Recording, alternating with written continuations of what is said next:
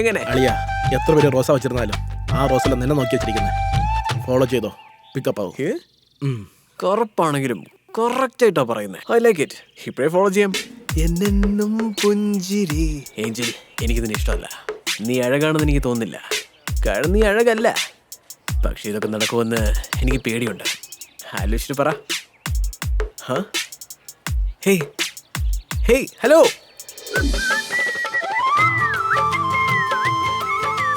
Angel, എന്നെ പോലത്തെ ചെക്കന്മാരെ കണ്ടാ ഇഷ്ടപ്പെടില്ല. കണ്ട് ഇഷ്ടം തോന്നുള്ളൂ. പക്ഷെ നിന്നെ പോലത്തെ പെണ്ണുങ്ങളെ കണ്ടാൽ ആർക്കും ഇഷ്ടപ്പെടില്ല.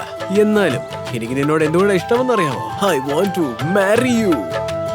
ഹേയ് ഏഞ്ചൽ, നിന്നോടാ പറഞ്ഞു കേട്ടില്ലേ? ആ പെണ്ണ് നിന്നെയല്ല സൈറ്റ് അടിച്ചത്.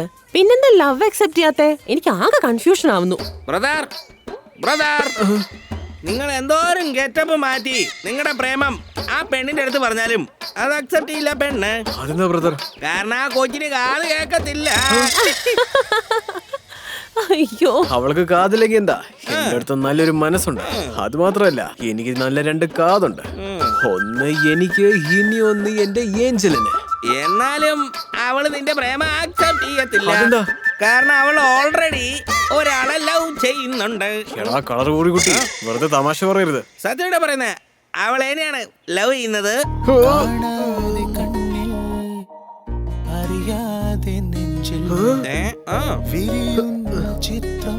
ബ്രദറെ, ഫീൽ ചെയ്യില്ലേ ബ്രദറെ?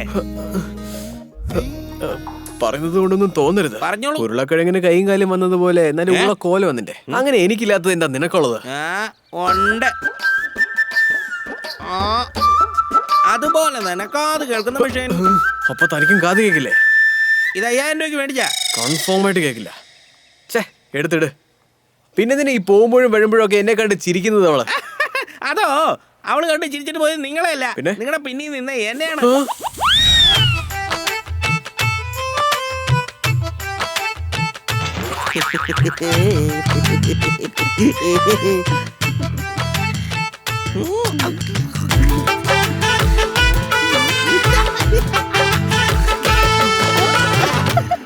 ഇതുപോലത്തെ ഒരു ലവ് ഫെയിലിയർ സ്റ്റോറി ഞാൻ കേട്ടിട്ടില്ല. മതി നിർത്ത്. എന്തുപറ്റി? അല്ല, നിങ്ങളുടെ ഏരിയ വന്നില്ലേ? ആരെല്ലൊക്കെ കണ്ട ആവശ്യമില്ലാത്ത പ്രശ്നം വരില്ലേ? സാരില്ല, പിന്നെ അടുത്തന്നെ ഡ്രോപ്പ് ചെയ്യും. ആരെല്ലൊക്കെ കണ്ട തെറ്റിദ്ധരിക്കില്ലേ? അങ്ങനെ ആരെങ്കിലും ചോദിച്ചാ നമ്മൾ രണ്ടുപേരും ലവേഴ്സ് ആണെന്ന് ഞാൻ പറഞ്ഞോളാം. ഇതിനൊക്കെ എന്തിനാ ആവശ്യമില്ലാതെ കള്ളം പറയുന്നേ? I am really in love with you. നിങ്ങൾ വെറുതെ കളിയാക്കാതെ തന്നെ. ജീവ, തുറന്നു പറയാ, I am really in love with you. സത്യമായിട്ടോ?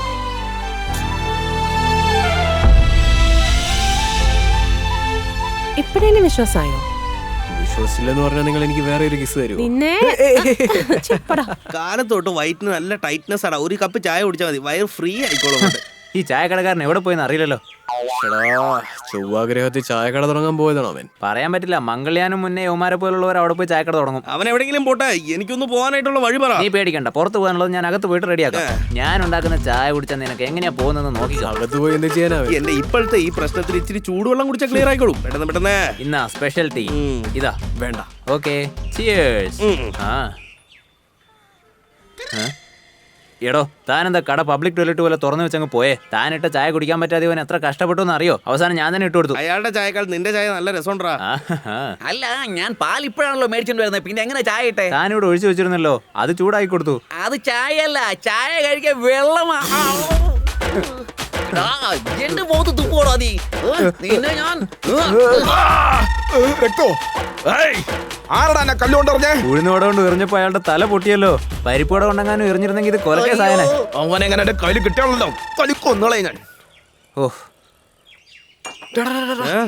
അവളടാ ഒരു മിസ് കോൾ നിന്ന്. അവള് മാത്രമല്ല, എല്ലാ പെൺകുട്ടികളും മിസ് കോൾ മാത്രമേ അടിക്കൂ. ശരി, ലൗഡ് സ്പീക്കർ ഇടാം. കേൾക്കുന്നോ? എല്ലാരും കേൾക്കുക. ഇതെന്താടാ റിമീറ്റമ്മയുടെ വോയിസോ? പറയുമ്പോ അവൻ കേക്കില്ല, നീ ഇട്. ഹായ് ജീവ, എവിടെയാ ഇപ്പോ? ഞാനിവിടെ മുത്തേ, ഓഫീസില്. ഇന്ന് എന്ത് ദിവസാന്നറിയോ? എന്റെ അമ്മായി ഒളിച്ചോടിയ ദിവസം. വാ മൂടാ. അറിഞ്ഞൂടെ? ഓക്കെ, ഞാൻ തന്നെ പറയാം. ഇന്ന് നിന്റെ സാലറി ഡേ ആണ്. ഓ, സാലറി ഡേ ആയിരുന്നോ? അതൊക്കെ ഞാൻ ഓർമ്മ വെക്കാറൊന്നും ഇല്ല. കിട്ടിയാലല്ലേ. ആരാ അവിടെ ഡിസ്റ്റർബ് ചെയ്യുന്നേ? അത് ഈ ജോലിയും കൂലിയില്ലാത്തവരെ. ഇന്ന് വൈകുന്നേരം ഞാനും നീയും കൂടി ഐനോക്സിലെ സിനിമ കാണാൻ പോവാട്ടോ. സിനിമയ്ക്കോ? അയ്യോ, എനിക്കിന്ന് ഓഫീസിൽ ഒരു മുഖ്യമായ മീറ്റിംഗ് ഉണ്ട്. അതൊന്നും എനിക്ക് അറിയണ്ട. വൈകുന്നേരം നീ വരും, ഞാൻ നിനക്ക് വേണ്ടി വെയിറ്റ് ചെയ്യും, അത്രേ ഉള്ളൂ. ഹേയ് സംഗീത, സംഗീ, തുടക്കത്തിൽ എല്ലാ പെൺകുട്ടികളും സിനിമാ തിയേറ്ററിലേക്ക് തന്നെയാ വിളിക്കുക. അവസാനം ഓപ്പറേഷൻ തിയേറ്ററിൽ പോകേണ്ട അവസ്ഥയാവും. 100% സത്യമാ.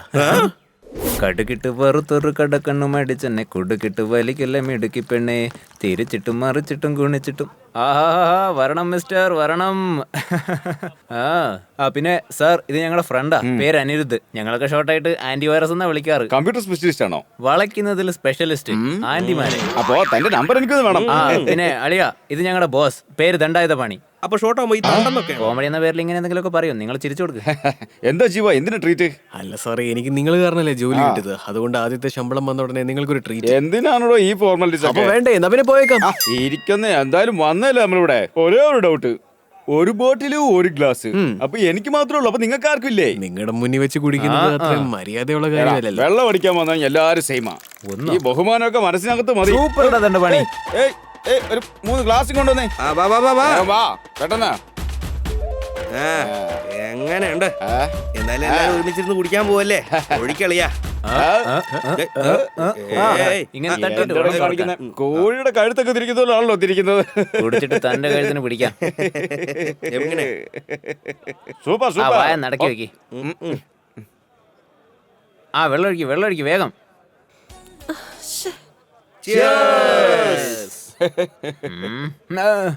ഒരു മിനിറ്റ് സാർ. മദ്യപിക്കുമ്പോ നല്ല സന്തോഷമുള്ള കാര്യങ്ങൾ സംസാരിച്ചോണ്ട് കുടിച്ചാ കിക്ക് നല്ലോണം കൂടും. ഞങ്ങളെക്കാളും വയസ്സിന് മൂത്ത ആളല്ലേ, ഒരുപാട് അനുഭവങ്ങളുള്ള ആളാണെന്ന് തോന്നുന്നു. എല്ലാം ഓരോന്നോരോന്നായിട്ടങ്ങ് പറഞ്ഞോട്ടെ. അതായത് 1972 ഞാൻ ഈ കമ്പനിയിൽ ജോയിൻ ചെയ്ത സമയത്ത് സാധനം വെച്ചാൽ മതി, അതിന്റെ സൈഡ് ഡിഷാണ് നിന്റെ അപ്പനാണ് വെക്കുന്നത്. എടുത്തോണ്ട് വാടാ. ചുമ്മാ കൊണന്ന് സംസാരിച്ചോണ്ടിരിക്കുക. എത്ര നേരമായി. നിങ്ങൾ ആരംഭിച്ചോ? നിക്ക് അങ്ങനെ കുടിക്കാൻ തുടങ്ങല്ലേ. അതെന്തായി അത് പറഞ്ഞേ. ഈ 1972, അതായത് 1900. ഫോൺ കട്ടി. ഇമ്പോർട്ടന്റ് കഥയല്ലേ അയാൾ പറഞ്ഞോണ്ടിരിക്കുന്നേ. കട്ടിയിടാ. നിങ്ങൾ ആരംഭിച്ചോ? ഒരു മിനിറ്റ്. എപ്പോഴും ഇങ്ങനെ കുടിക്കണം എന്ന് മാത്രം ചിന്തിക്കല്ലേ. തന്റെ അനുഭവമൊക്കെ കേട്ടിട്ട് ഞങ്ങൾക്ക് ഇവിടെ വീണ് ചിരിക്കണം. വേഗം പറ. ഈ 1972, അതായത് 1972 ഞാൻ ഈ കമ്പനിയിൽ ജോയിൻ ചെയ്യുമ്പോ അച്ചാർ കൊണ്ടുപോടാ. ഒരെണ്ണം അങ്ങ് തന്നാലുണ്ടല്ലോ. അച്ചാറിനെ പോലെ ഒരു ടച്ചിങ്സ് ഈ ലോകത്ത് വേറെ ഇല്ല. ഒറ്റ തവണ തൊട്ട് നോക്കി ഒരു ഫുൾ തന്നെ കുടിച്ചു തീർക്കാം. ഒരു മിനിറ്റ്. താൻ ആരംഭിക്കണോ? ഈ 1972, 1970. ഒരു ഇമ്പോർട്ടന്റ് ഫോൺ കോൾ. എടാ, ഇൻട്രസ്റ്റ് ആയിട്ടൊരു കാര്യം പറഞ്ഞു. ഇനി ഫോണേ വരാൻ പറ്റില്ല, സ്വിച്ച് ഓഫ്. സർ ഗ്യാപ്പിൽ ഇത് അടിച്ചോ? പറ സാറേ. ഇങ്ങോട്ട് നോക്ക്. ട്രീറ്റ് എന്ന് പറഞ്ഞിട്ട് ഒരു തുള്ളി പോലും നാക്കി തൊട്ടില്ലല്ലോ. ഇത് ന്യായമാണോ? ഈ ബാറിൽ വാസ്തു ശരിയല്ല, ഒരേ പ്രശ്നങ്ങൾ തന്നെ. അടുത്ത മാസം നമ്മൾ ഹൈദരാബാദ് പോകുന്നുണ്ടല്ലോ, അവിടെ വന്ന് എന്റെ മുഴുവൻ കഥയും ഞാൻ അപ്പൊ പറയാം. ഓക്കെ. Treat super. ഇവനൊക്കെ വിളിച്ചപ്പോ വന്ന് എന്നെ വേണം പറയാൻ. സർ എന്റെ ഫോണ്. അളിയാ, in 1972. 1972. ഇനിയും പോയില്ലടാ. ഓക്കേ.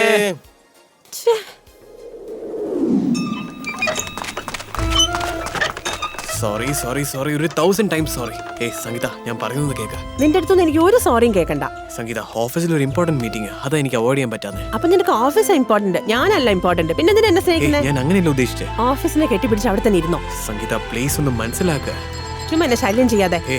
സംഗീത പ്ലീസ് ഒന്ന് മനസ്സിലാക്കുക. ഓട്ടോ. ഹായ്. ഈ ഡ്രസ്സില് നീ വളരെ സുന്ദരിയായിട്ടുണ്ട്.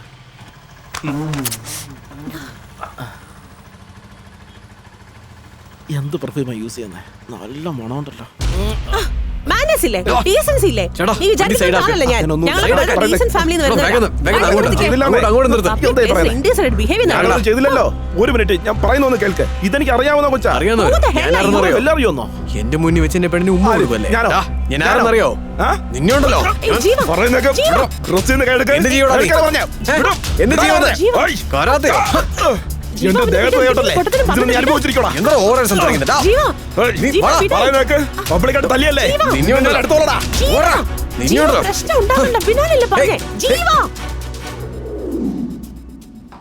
നാട്ടു റോഡിലെ റൗഡിയെ പോലെയാണോ ബിഹേവ് ചെയ്യുന്നേ? നിന്നെ ഒരുത്തും കയറി ഞോണ്ടും, അതുകൊണ്ട് ഞാൻ ചുമ്മാ ഇരിക്കണം. ഷെയർ ഓട്ടോയാ അങ്ങനെയൊക്കെ ഉണ്ടായെന്ന് വരും.